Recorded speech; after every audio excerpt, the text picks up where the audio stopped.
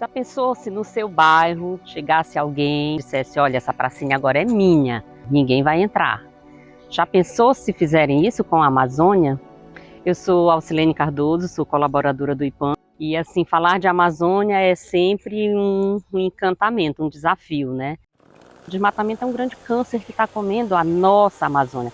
Ele está avançando muito sobre as áreas de florestas públicas, ou seja, as nossas florestas, a minha, a sua floresta. Pessoas estão querendo tomar posse delas e usar para uma finalidade que não é a que ela deveria ser usada. E isso que a gente está chamando de grilagem, né? O que é a grilagem? Que é esse apossamento, né, indevido da terra pública. Ele é um crime previsto na legislação brasileira. Mas como é que surgiu essa grilagem? Antigamente, no tempo do Império, no Brasil havia uma prática que era para disfarçar, para dar um aspecto de legalidade o que era ilegal. As terras eram do governo, as pessoas particulares invadiam essas terras, faziam títulos, né, fazia a escritura lá, eles pegavam uma caixinha, colocavam os grilos e o documento lá.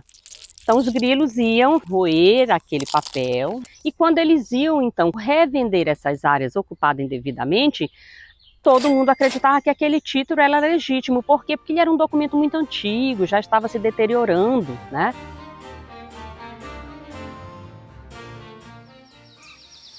A sociobiodiversidade na Amazônia, ela hoje está ameaçada pela grilagem e pelo desmatamento. O grileiro, o ocupante indevido daquela área, a primeira coisa que ele faz é o quê? Suprimir a floresta. As áreas, elas não são griladas e desmatadas à toa. Eles são áreas planas, que têm acesso fácil de água, tem um acesso a estradas, né, para escoar aquela produção dessas áreas que já foram florestas, que viraram pasto.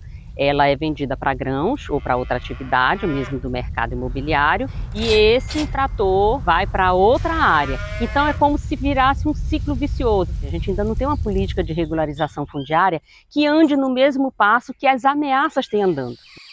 As pessoas ou as empresas, elas dificilmente entram nas áreas para grilar, sem saber que aquelas áreas são públicas.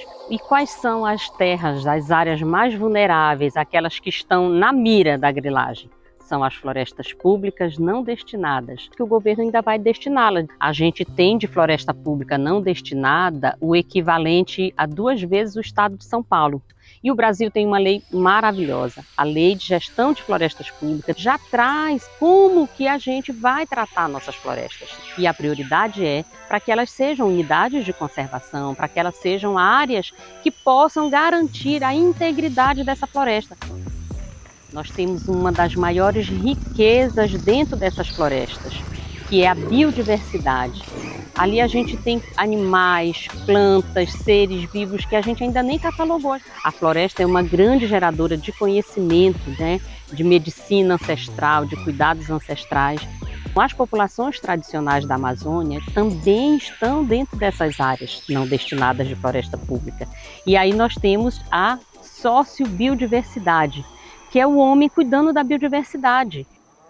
Se o grileiro entrou lá, tirou a floresta, aquele animal que vivia ali se afugentou, morreu. Você começa a diminuir a possibilidade daqueles povos sobreviverem ali. O que acontece? Essas famílias de produtores rurais, de agricultores familiares, acabam saindo daí.